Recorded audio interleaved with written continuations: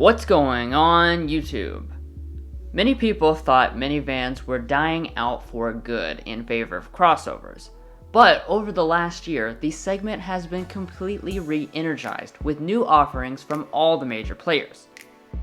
And what we have with us today are two of the most significant redesigns: the all-new and all-hybrid Toyota Sienna versus the all-new Kia Carnival, the replacement for the Sedona. Both these products offer a unique take on the minivan formula. So, without wasting any time, let's jump right into this comparison and see which van is the ultimate in family transportation.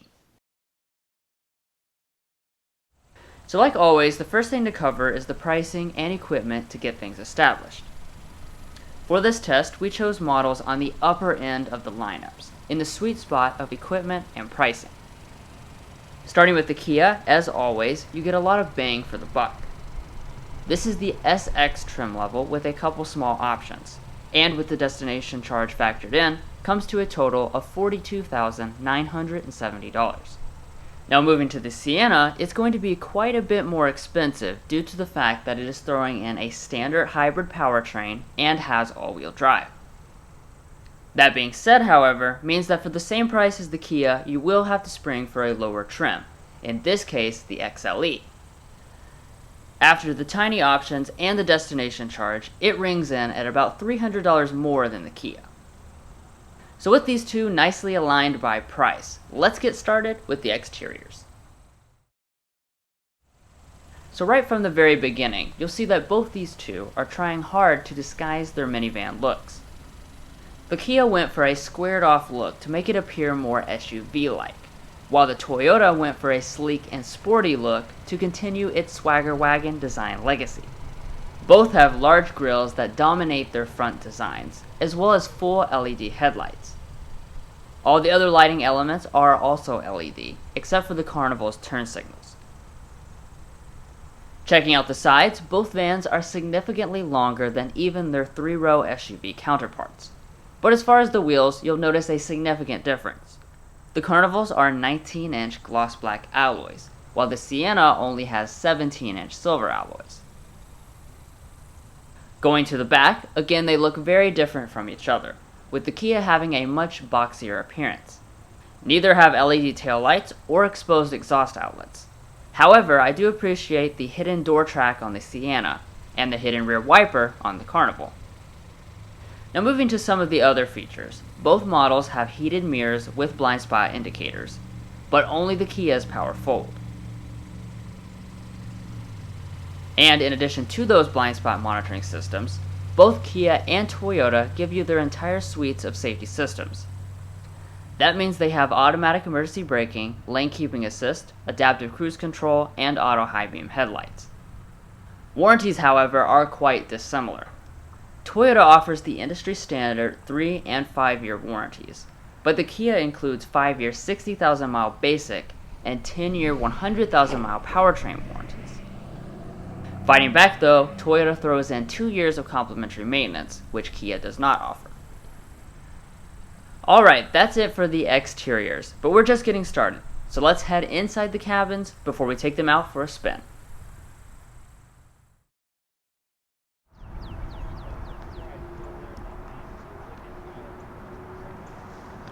So walking up to the doors, both will include smart entry systems with door controls and remote start from the fob.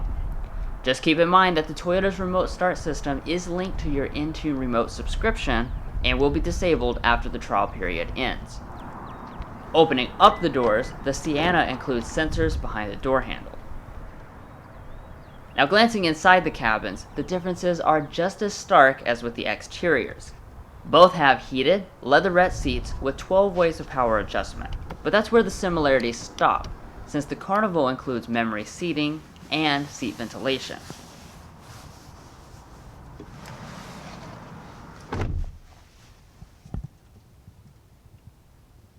After getting in, we can take a look around the broad category of material quality. Both are big leaps forward over the previous generations. That being said, the Carnival does prevail here since the Sienna uses a hard-touch upper dashboard, a much more unrealistic faux wood, and a door trim that's not nearly as premium.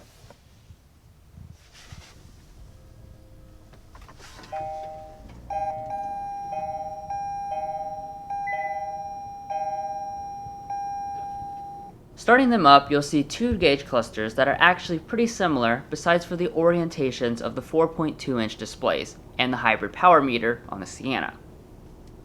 And then coming back to the steering wheels, both are leather wrapped and manual adjusting. Alright, but now let's get into the very important aspect of interior storage, where these two once again diverge in a significant way. The Carnival, on a quest to be more SUV-like, went with a traditional console arrangement and then a small bin in front of the shifter.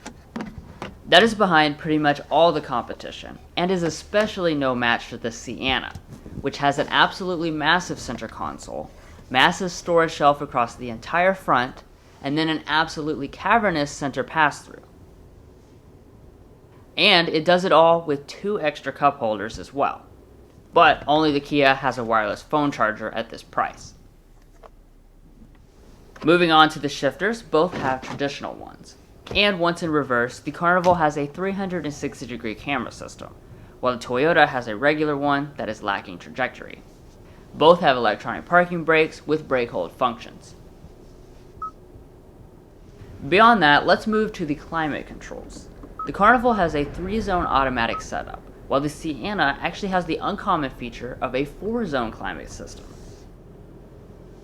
And now let's go ahead and take a sample of the audio systems.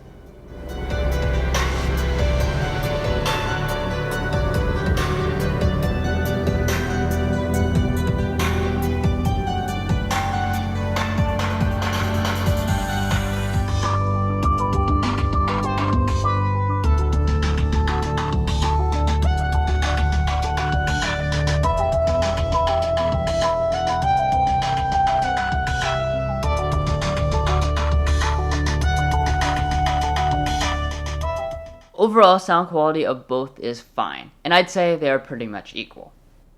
And now that brings us to the main infotainment systems. Starting off with the sizes, the Sienna's comes in at 9 inches compared to the Carnival's massive 12.3-inch display. Both have wired Android Auto and Apple CarPlay, but only the Kia comes with navigation and the cabin camera system at this price point. Moving beyond the screens, the Sienna has an auto-dimming mirror with HomeLink remotes, which is missing from the Kia. Also strangely missing from the Kia is a moonroof, which is something only available on the very top trim. Alright, so now let's head out to the back areas, which are even more critical in a van. As expected, both have power doors with hands-free opening. Once inside, space is cavernous, with the Kia having a slightly less than 5% advantage. Rear amenities are also galore. We've got rear climate controls, vents, sunshades, and charging USB ports. The Kia, however, throws in a dual rear seat entertainment system, while a single rear entertainment screen is an extra cost option on the Sienna. Moving on to the third row of seats, both crossovers have convenient folding and sliding seats to give you a huge path to the back. And once in the third row, the Toyota will give occupants about 8% more legroom than in the Kia, but the headroom measurements are very similar. Now moving around to the rear, both have smart opening tailgates. And once they open up, you'll find large cargo capacities. Now since the Sienna went hybrid, the batteries take up some space and cause the seats to not fold into the floor. That reduces its cargo capacity from the last generation and compared to this Carnival by quite a bit. Alright, so that's it for the interiors, but we still have to take them out on the road to see which one is better there. So as I mentioned a few times up to this point, the new Sienna is unique in the minivan segment because it is offered exclusively as a hybrid. That means it pairs a 2.5-liter 4-cylinder engine to 2 electric motors and a nickel hydride battery pack for a total system output of 245 horsepower. By comparison, the Kia goes the traditional route, using a 3.5-liter V6 engine making 290 horsepower. As you can imagine from that power discrepancy, the Carnival is definitely the faster of the two.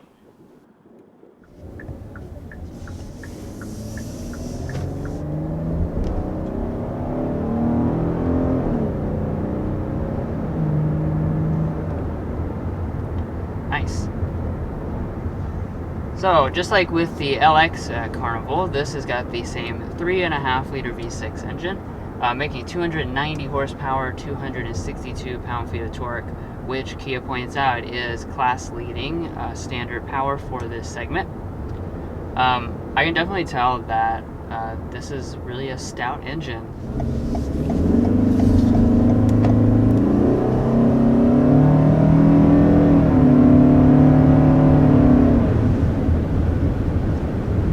Alright, so that was an acceleration up to 60 miles an hour.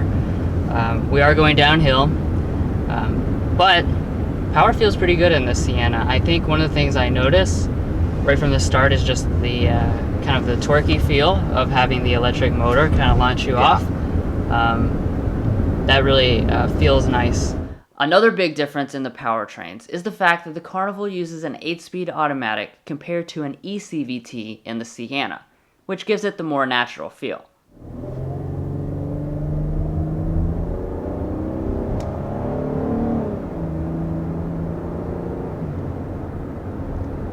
Nice. Now I might as well go ahead and talk about the transmission. What we have on board is an 8-speed automatic transmission, just like with many other Kia products. Really no complaints about this transmission. It does a fine job. You know, really smooth shifts. It's something that it just kind of blends into the background. You know, and in my opinion, that's all you're really looking for in a minivan. You know, it's something that has nice responsiveness, which it does, but also blends into the background. But it's important to note that the Sienna offers optional all-wheel drive, which is something unavailable on the Kia. Having this option is very important to families because it offers peace of mind and additional safety in inclement weather. Of course, comfort is the real name of the game for these two, and behind the wheel they handle rough roads amazingly, with little to no impacts penetrating the cabin. And like he was mentioning, the minivan's mission is obviously it's just to be super comfortable. And you know, when we were driving this a week or so ago, I really was impressed by it, and I still am with this SX model. It is so comfortable. I mean, pretty much any minivan is comfortable, so I can't say it's like way better than something else, but it is just absolutely insanely comfortable. Your family is going to enjoy every second that you're in this.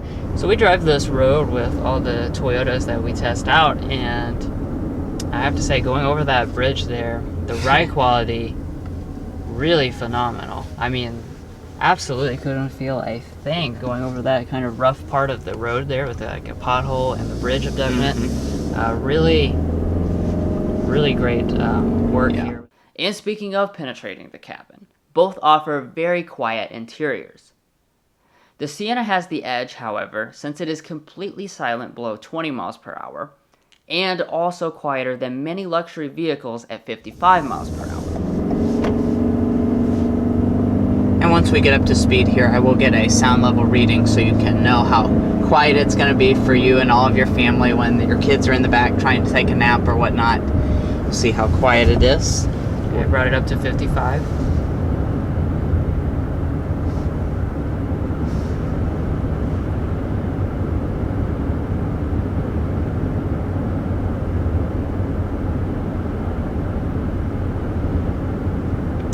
We're going to be sitting at under 52 decibels. Or not under 52, under 53 decibels. So 52.7 is our official reading on that. And we are looking at 56.8 decibels. That's a very, very good reading. Yeah. And finally, finishing up this part, we have the fuel economies, where the Sienna is on a whole other planet from the Carnival. It achieves 13 miles per gallon more than the Kia, which, according to the EPA, would save you $450 per year in fuel by comparison. This is such a big difference, we'll give it a 1.5.